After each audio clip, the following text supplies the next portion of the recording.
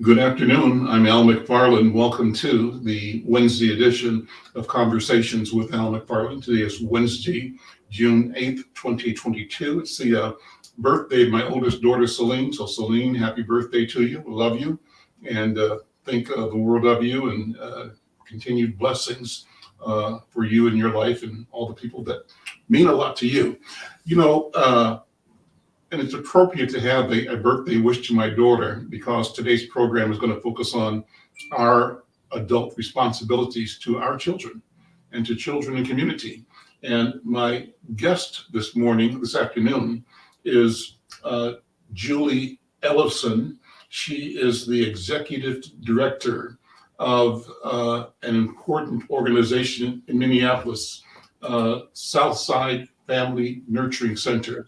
And that organization is all about the family, all about children, all about protecting and giving them an opportunity to succeed in life. I'm having on the scroll there information, Southside Family Nurturing Center. Their phone number is there for you to check them out. Their email is there. Their address is there. And they want you to be aware of the work they do, the important work they do. And also, they invite you to support them. This conversation, this interview with Julie Ellefson is one of a series of interviews I'm doing with partner organizations of Greater Twin Cities United Way. And as I've indicated in the past, I serve as a director of the United Way and presently the vice chair of the board of the organization. And by being in this volunteer capacity, I've learned so much about so many great organizations in our community that put resources and put mind muscle and physical muscle against the problems, the challenges, and that from my point of view as a communicator, as a publisher and writer, that I have an obligation to and the opportunity to elevate, to talk about, and to share what they do, the importance of the work, hopefully across platforms that will allow you, our listeners and readers and viewers, to plug in, support, and assist in this critical work. So, Julie, first of all, good afternoon. Welcome to Conversations with Al McFarlane. Let's start by talking about what Southside Family Nurturing Center is. We'll call it Southside Family Nurturing Center 101, the basics. Okay. Thanks again, Al, for having us. This is just a tremendous opportunity, and thank you for engaging in your role with Twin Cities United Way and really taking leadership in and doing the work beyond the talk. And that's just we're so pleased to be highlighted today. So Southside Family Nurturing Center is located in South Minneapolis. We're right in the Phillips neighborhood. And our best landmark is directly across the street from Little Earth. So our community is really is what drives the work that we're doing at Southside in terms of how we fashion our work and how we design and develop our programming to be really inclusive of the folks that are in our community that may have most opportunity or need for the kinds of support we can provide to families. So Southside Family Nurturing Center really just has one program. It's a combined dual generation program of therapeutic early childhood education for 15-month to 5-year-old children, and supportive home visiting services for families with children prenatal to basically 18 years of age. So any family that has a child from prenatal to 5 could be in our home visiting program and very likely or most likely have their child enrolled in our therapeutic early childhood ed program. And we're fortunate we are serving or supporting families, as I said, right within 2-mile radius of our building. We have a very diverse group of families that engage with us to really just advance their families forward and get their kids off to a healthy and safe start. Primarily, we have Somali families, Latino families, African American and Native American families. And all of the families are part of our program, which is free of any charges based on income and histories that families self-identify that may put them at risk for longer term disparities in health and education. So it could be historical trauma issues in the family, mental health issues, histories within child protection involvement, chemical dependency, domestic violence, child abuse, etc. So really, it's a family identifying that they've struggled in some way in the past, that and in a way that may impact their ability to support their child or parent their child or provide the opportunities that they would like for their child moving forward. So our idea is to wrap our support and opportunities and access around families to over a long extended period of time to help them move forward and hopefully have a different trajectory than they would have if they hadn't participated with us. Julie, how many families are you working with at a given time? You're in South Minneapolis. Is your market or community area just Southside? You said within 2 miles of your building. Is that pretty much the target area? How many families would be involved? So typically we enroll 24 to 30 families in our program at a time, but that may mean that we serve 40 to 45 families in a given year. Okay. We usually graduate out 5 to 10 families each year. They either graduate from our program and their child goes on to kindergarten and then the whole family moves on. Or occasionally we lose some to families moving out of the neighborhood or may be a homelessness situation or a change in family status, etc. But your focus is on children then from 6 months old to preschool or to kindergarten? Our focus is on families with, with the pregnancy, so prenatal to basically kindergarten. So we would support families at any point in that time prenatally till 5 or till 6 when they go to kindergarten. When I was looking at your website, it looks like you do things where people come to your office or to your building for services. You might describe that, but also uniquely, your organization sends its members out into families, into homes, right? And exactly. So you're connecting with people where they are. Talk about that. Yeah. So our model has always combined this dual generation approach, combined intensive home visiting support in home. That would typically be an average of 4 hours a month in the home or 4 hours of support by a home visitor to a family.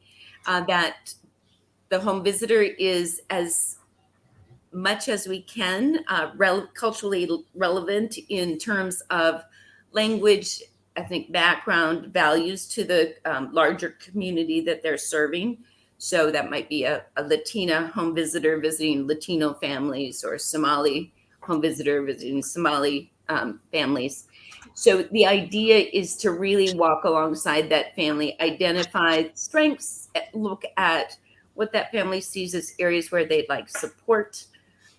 Certainly, there's a large focus on creating safety in the home, parenting strategies, early childhood development, just understanding the different steps, what's normal and what folks might be concerned about.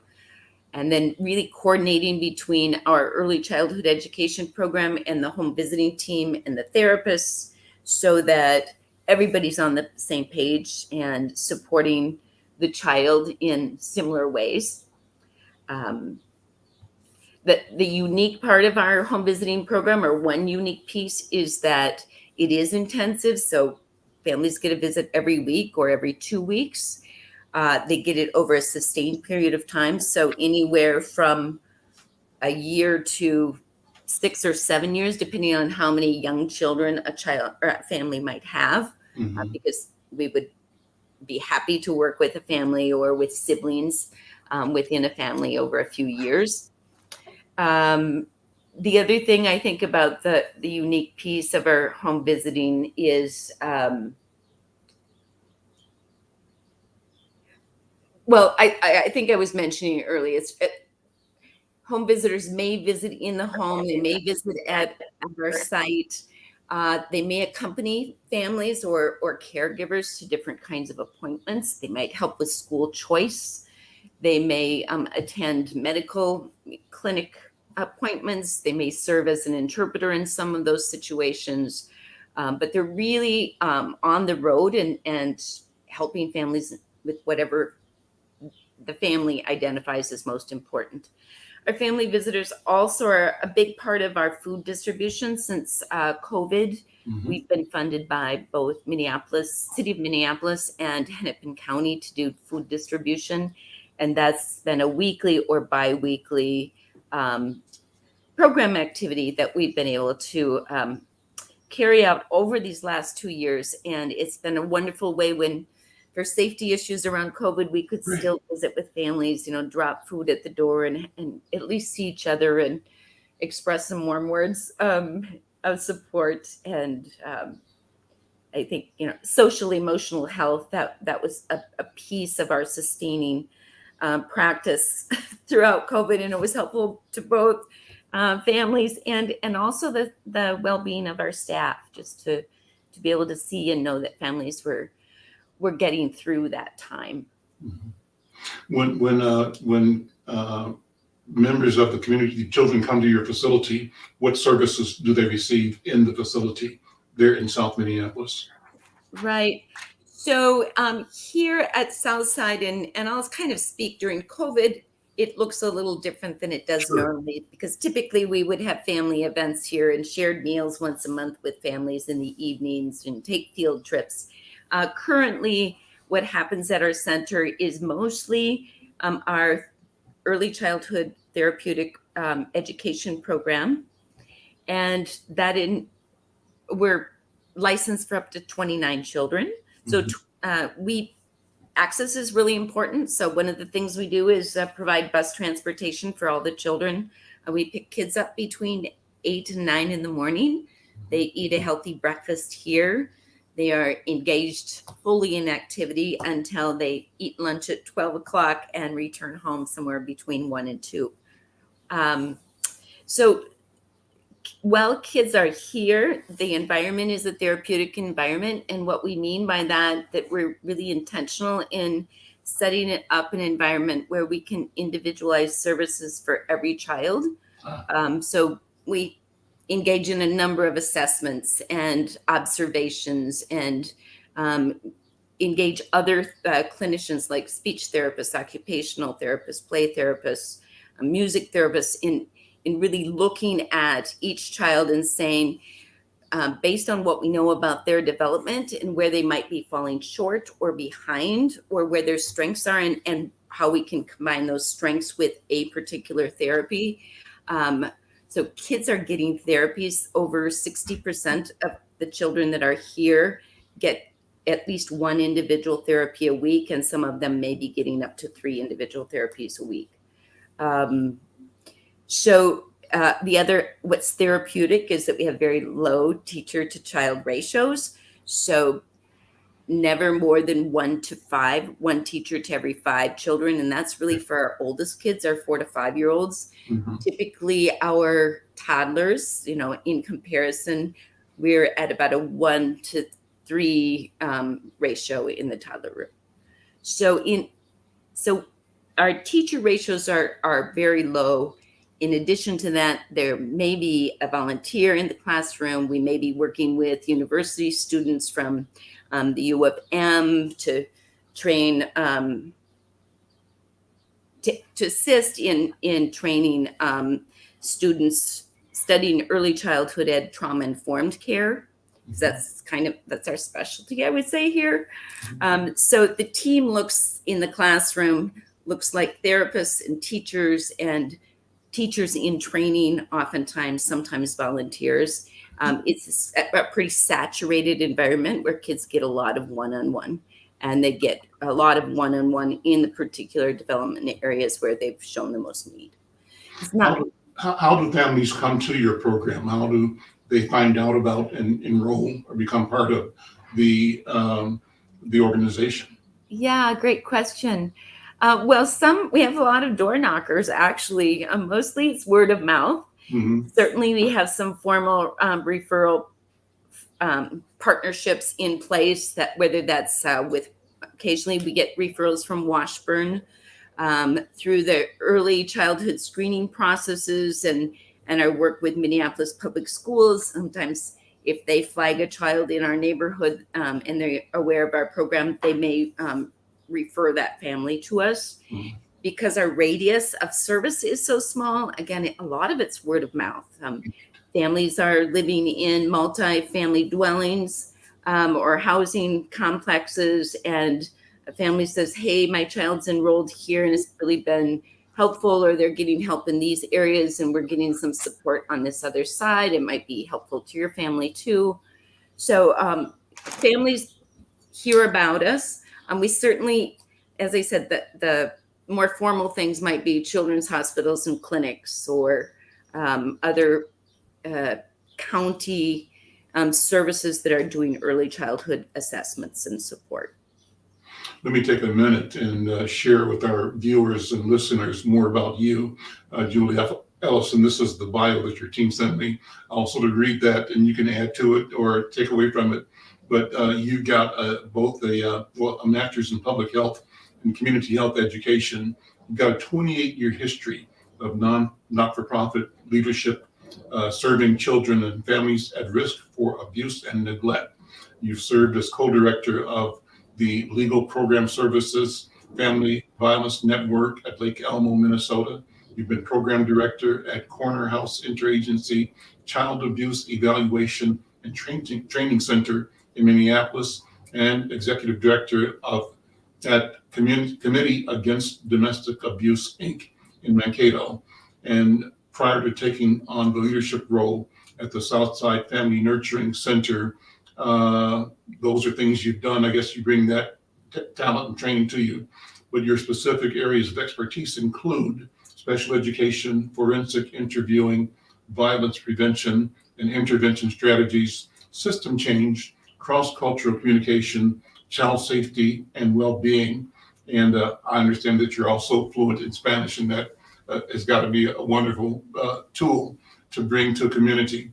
So sharing that background with you, let me ask you personally what that background prepares you to bring to the work you're doing right now at Southside Family Nurturing Center. And that's kind of an opening question, because I want to talk about who Julie is and why you are so passionate and so invested in creating solutions for children and for families. So, sort of go over your history, if you would, and how that all brought you to where you are right now, and what knowledge or insights you bring in delivering this connectivity and this healing resource to the children and families that you're working with right now. That's an open-ended question. Thank you. It's open-ended. It's a big one, Al. When I think about, so it's sort of a question about how you, I think it was called back when I was in college, like eons ago, what's your elephant? And kind of someone putting you in that corner and saying, who are you really, and what are your values, and how will that shape what you decide to do for the rest of your life? Not that it's one thing, but what will guide you?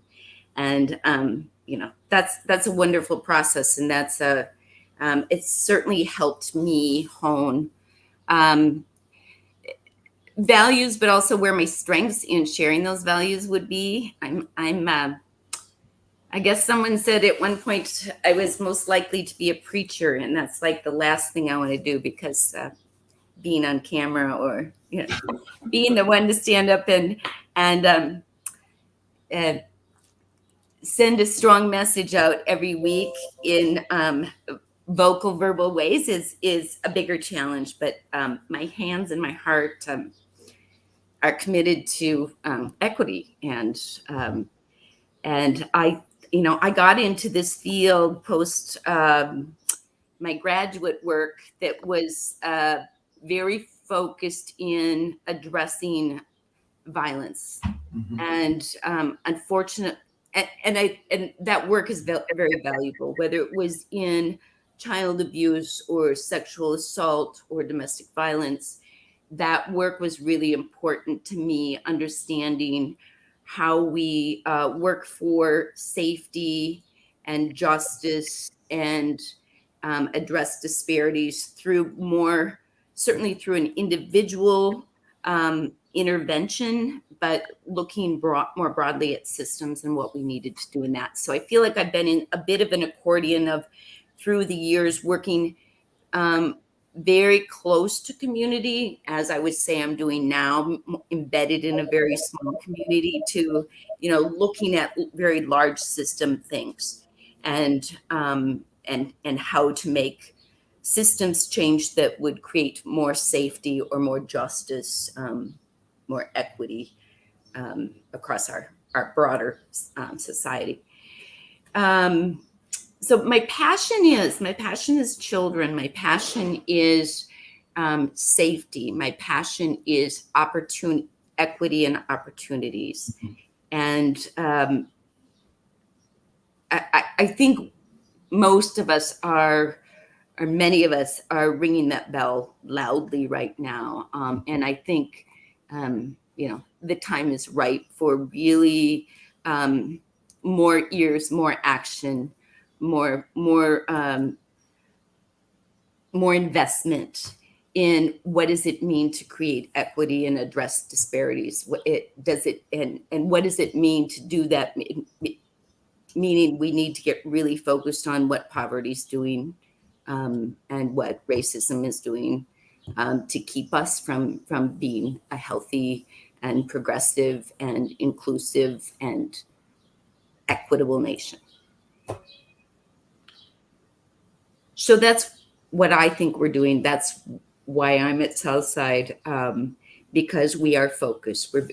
We have very targeted intentions to work with families living in poverty, of BIPOC communities, and who identify, self-identify that they have a different dream for their families, and access and opportunity will help them get there. You use the word cultural, I think, awareness, or it triggered a thought in me when you talked about your appreciation for the cultures that coexist in a community space. And my note was that, and I've used this phrase in talking before, that there's a need to view culture as an asset, not as a liability. That far too often the experience of people of color, Black people certainly, and other people that are not European, our experience has been that the social structure has regarded us as an aberration, as the other, as different, and as both insufficient and something to guard against. This is Al McFarlane speaking from within his skin, as an African American, as an African man. And my challenge has always been, both to myself, first of all, but then to the social structure, to say, you got it wrong. My culture is not a problem.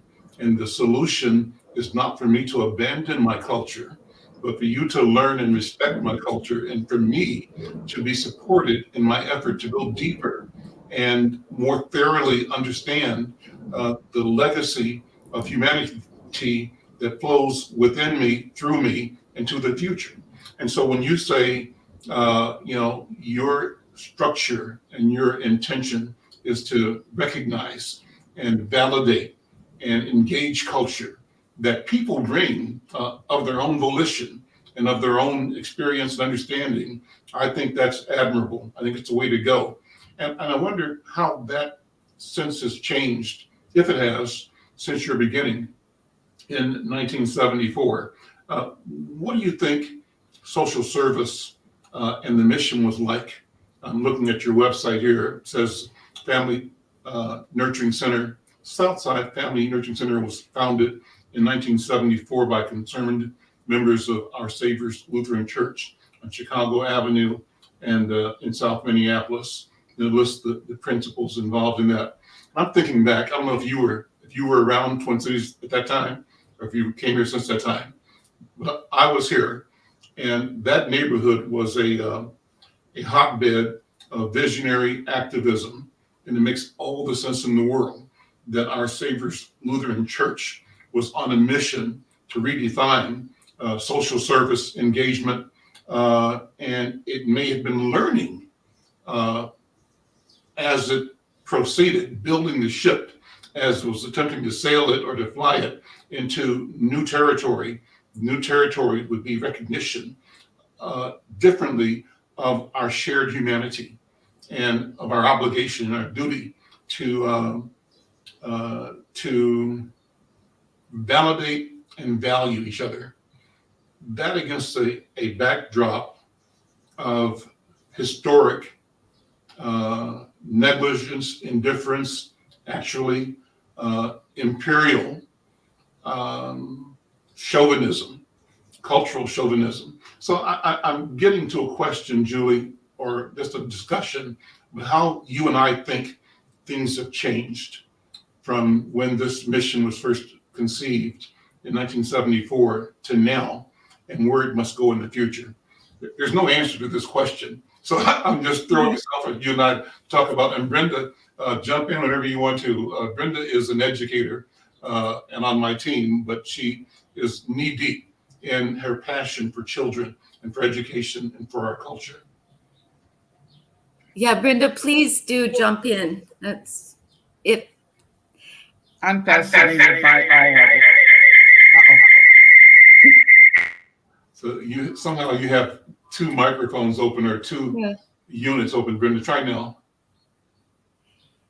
Brenda, try to speak now.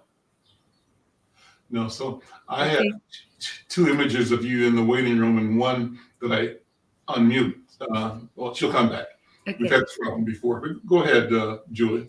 Yeah, it would be lovely to have some of our founders in the room to answer this question in combination with me, because I can project or but so we are fortunate that the three founders are still living and in communication with Southside. So I have a sense of what led them to envision Southside as it was in the day, and miraculously some things have not changed. Mm-hmm. I think I lost you for a second there. Are you there still? Here we go. Model that we might be, delivering in terms of an evidence-based home visiting model, or what curriculum are we using, or what assessments are we using. The heart or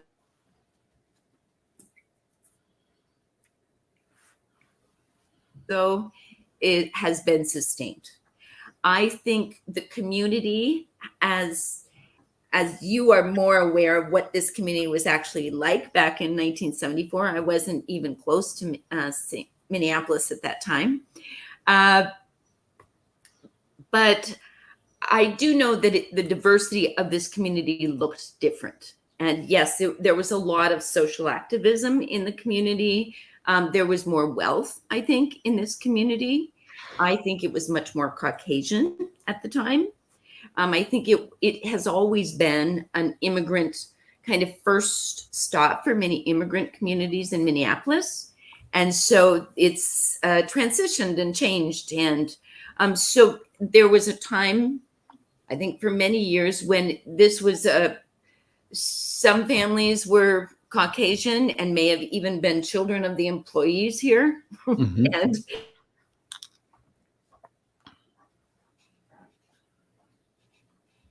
so we're having some bandwidth challenges, I think. And some work. Yeah, it's happening. So the really visionary pieces of it were that it's always a welcoming place. So there was certainly sort of this spirit of peace to all who enter here, and that's etched in our front door to this day. And so, whereas we are not a spiritual or faith-related organization, I think universal belief in what it takes to create a community that where we are integrated and valued across, that every culture, everyone is included and really celebrated. And so, we try to do that in very intentionally in many ways, to this date, whether it's, very large picnics at a city park where families are all together, whether it's a harvest feast where we have foods from all of the different cultures that are represented at Southside as our, meal that we share together.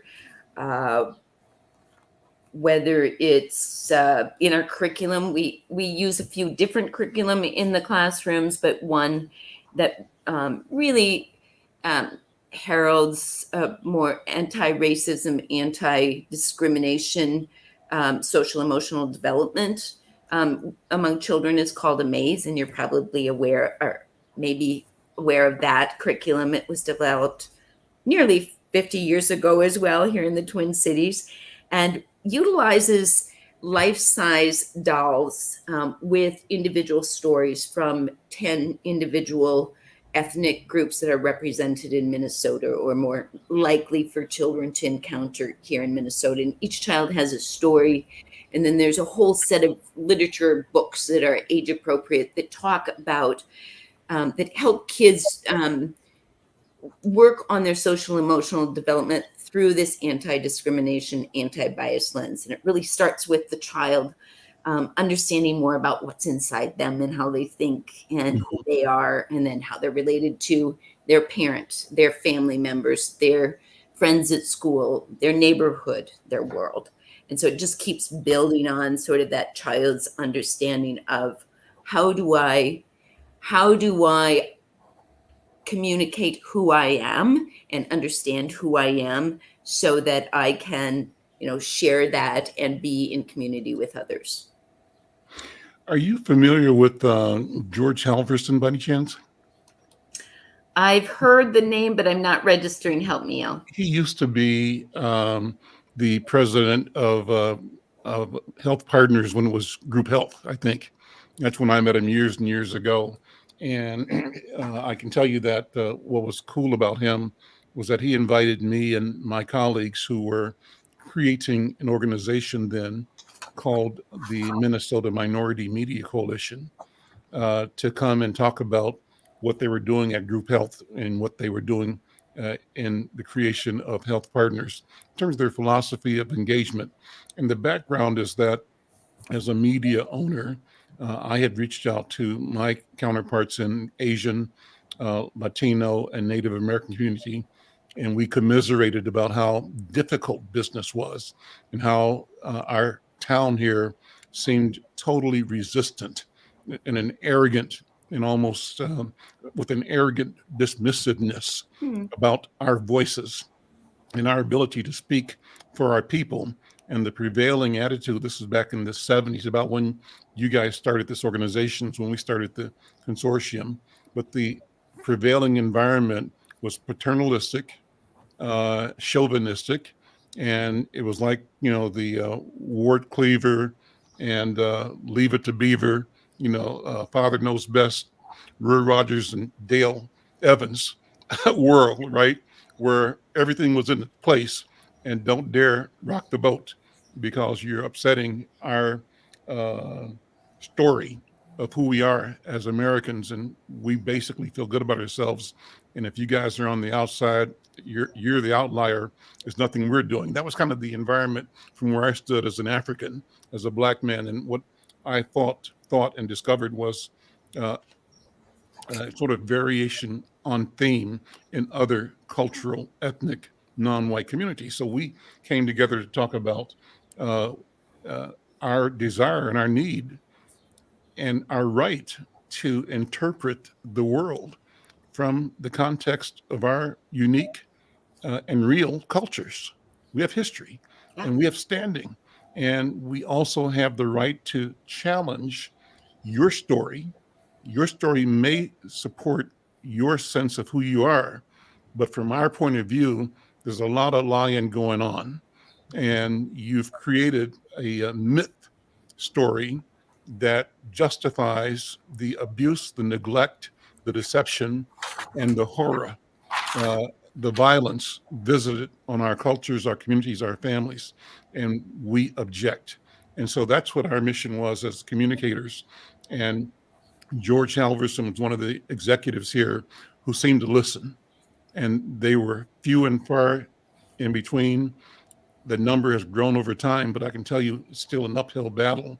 That's why I'm glad to talk to you, Julie, because you're coming from a place, and your organization comes from a place that is radical, I think, radical in the intent to create solutions and healing, and that recognizes that healing has to come from within the families, the individuals, and that they exist inside their culture and their histories. So George recently sent me a note about that I'll be doing a program on pretty soon. Pardon me for being long-winded, but the article he sent me says we have no chance of closing the wealth gaps in America unless we get the right start for the first 3 years of life. That's why I'm bringing this to you, because you're focused on the first 3 years of life with children in the community.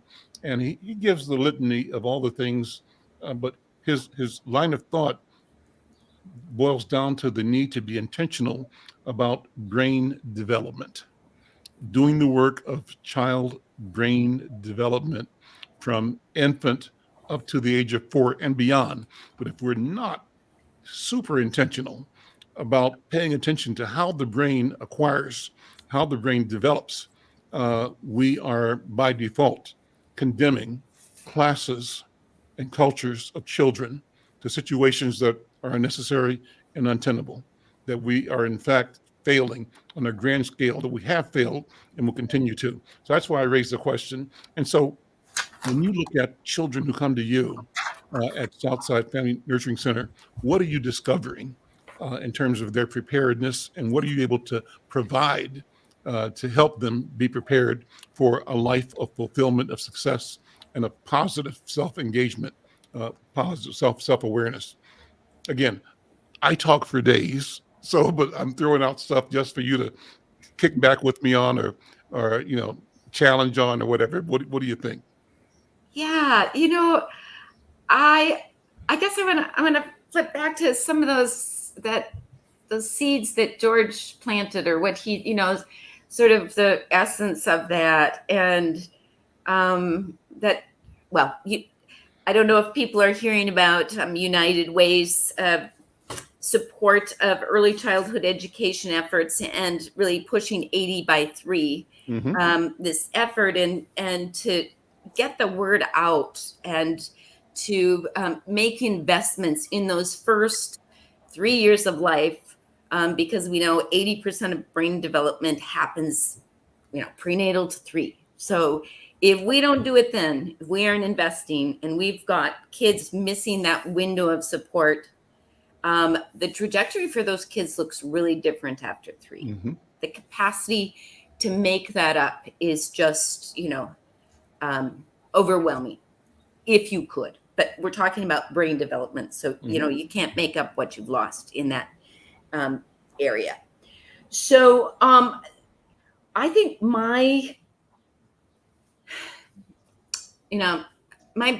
wagon I'm on right now, and what I'm really calling out is, how do we move, or how do we really raise up this piece about how much investment will it take to address the highest risk folks that we already know. I mean, we've got all the data in Minnesota, right? We know who's experiencing the highest disparities in health and education in our state. We know where we're failing. We know we've got the science behind when you don't, have the support, stimulation, opportunity, access, nutritional, nutrient foods in early child development, in that early brain development, we're gonna have some problems. Mhm. And we know that historically we have not invested like we've invested for middle class Caucasian children, because families are investing at home, and they can provide a lot of opportunities for childhood education and childcare, but they can also provide a lot of opportunities and access for their kids outside of their home and outside of their childcare or school. So, what does it really cost to raise a child who has a chance in this country right now? Mhm. And if we knew that number and we said, we're going to do that, or we're going to do a little more because we haven't been doing it and we've got a lot of catch up to do. That's sort of what I want to see us do. Okay. Not sort of, it is. And it's what we're doing at Southside. And, I have to make a case for it because it costs a lot more to, right now, to provide therapeutic early childhood education than it does to put the same child in a child care, even a high quality childhood care. It takes a lot more to support the whole family when they're raising that child 0 to 5 than it does to just send the child to I don't mean just, but to send their child to what is already an expensive high quality education, right? So it's going to look different. What we know is that if we do make that investment now, we just did a great study with ecotone analysis, or we felt good about it. It was a long 6-month process, and they looked at all of the evidence-based strategies that we were using to help children and families move forward at Southside, and came out with sort of the bottom line was, for approximately every dollar that's invested in Southside, you could expect a $5 return, social return on investment for making the investment now. So, that's all really good information for us to kind of know and put into this equation. We've been calling it our equity equation. So we know it's expensive, and we're willing to say to our funders, yeah, it costs a lot. It costs a lot to do home visiting for a family. It costs a lot for therapeutic early childhood education. But if we do it now, look what we won't do as a society moving forward. That doesn't mean everyone who graduates from here is, a successful business person or graduates, with a doctorate. That's not what it means. It means that people have a long-term, the long-term impact is that we will see more equity in our community. We will see a healthy and more educated community across cultures. Let me ask you how you address the question and the presence of violence in community, violence in the lives of children and families, and that in the light of, both George Floyd, but also Buffalo and now Uvalde, Texas. No children are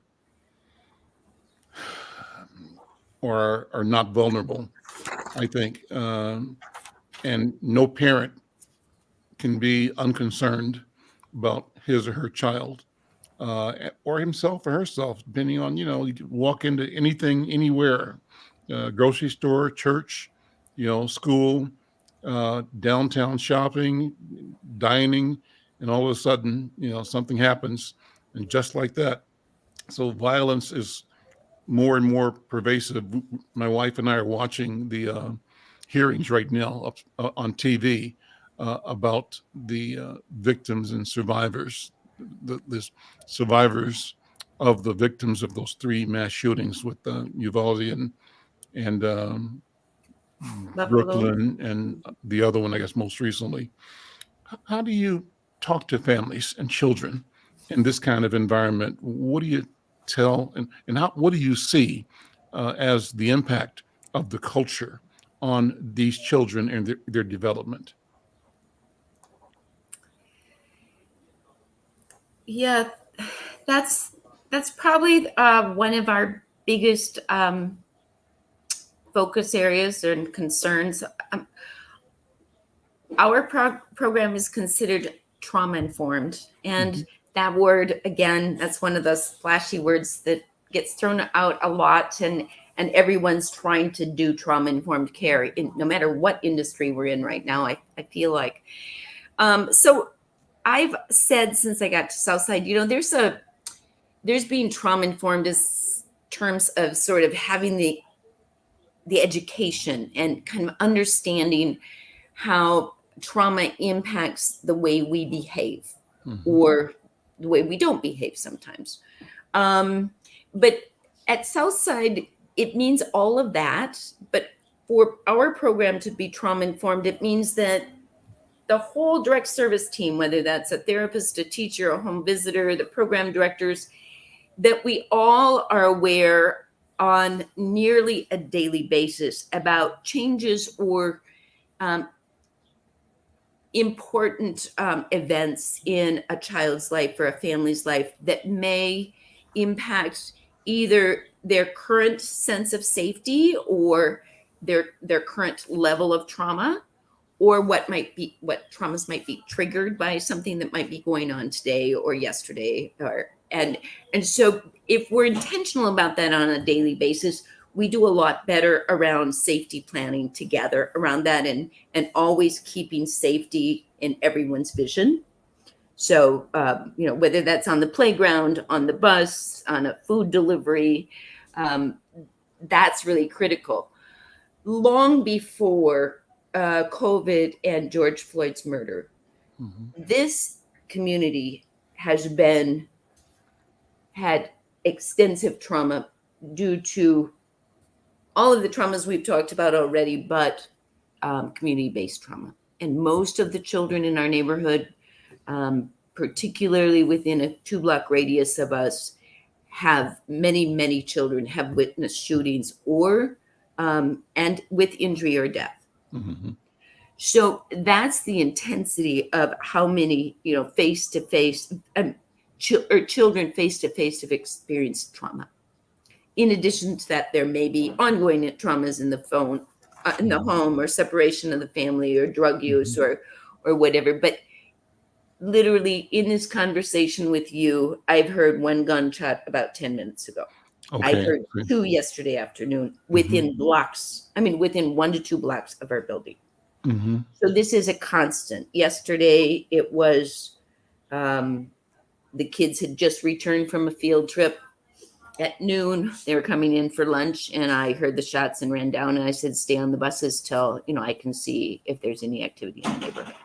So it is, I don't mean to be so explicit, but this is so it's something we have to talk about. Kids ask, kids observe.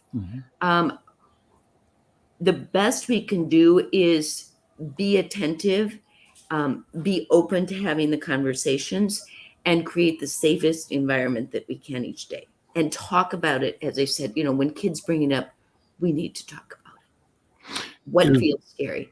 Our teachers wrote a book shortly after George Floyd's death, and it was because kids were asking questions, and parents were saying, how do we talk to our kids about that? So we printed our own little pamphlet book, and it went home, and it's still used to this day in the classroom when conversations about whether it's George Floyd's murder, or how the community reacted, or how we should feel, or what we should do.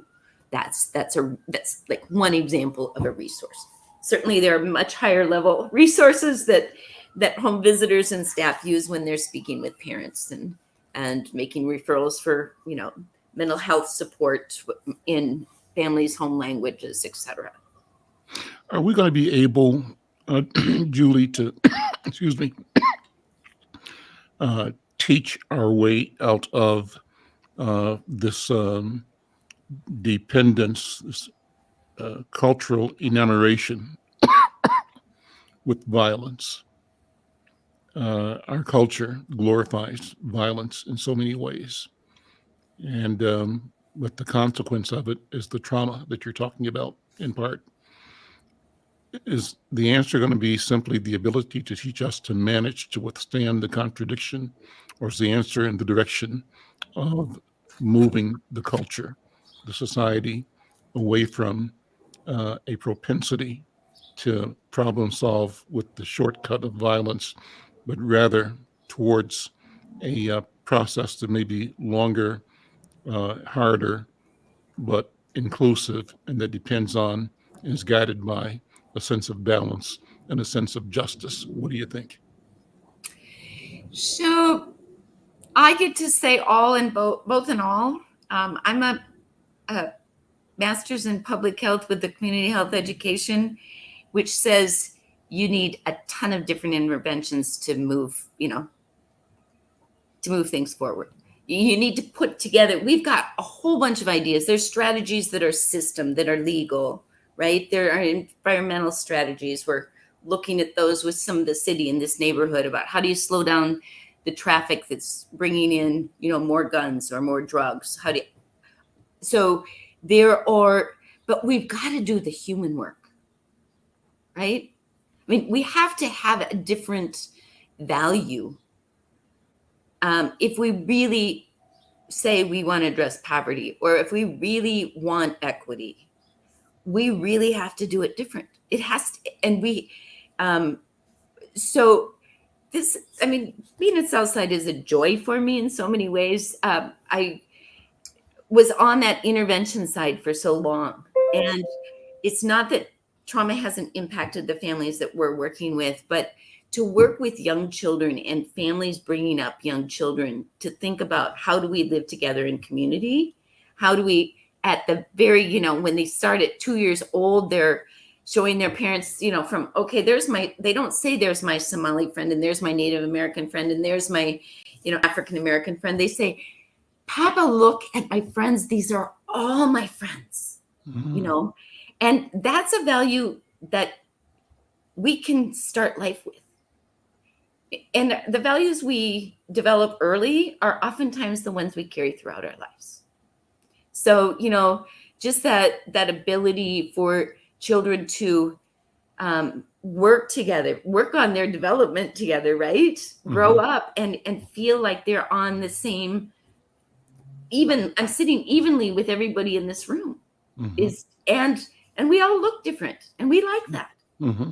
Yeah. Mm-hmm. Brenda, let's try your sound. You were giving us echoes before. I don't know. Can you hear me? Sounds perfect now. Yeah. Okay.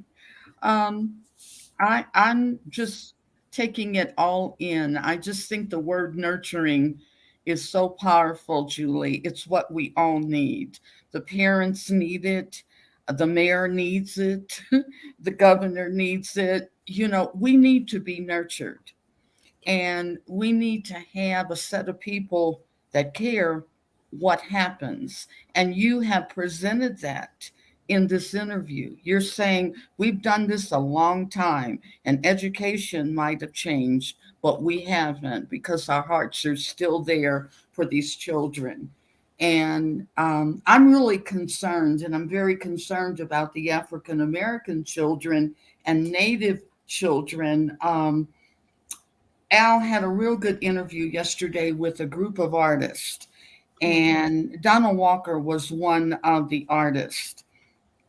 And he's been doing covers for Insight News. He is just a phenomenal artist.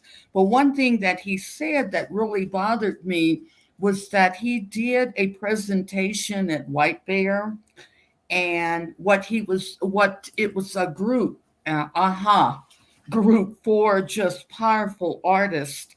And he said he was just hurt by what the children did not know. And he was left asking himself, what are they teaching the children in school? Are they teaching the right thing? Or is it following the Farmers Bureau of how we taught education from 8 to 3? It doesn't work that way right now. And our kids need a lot more.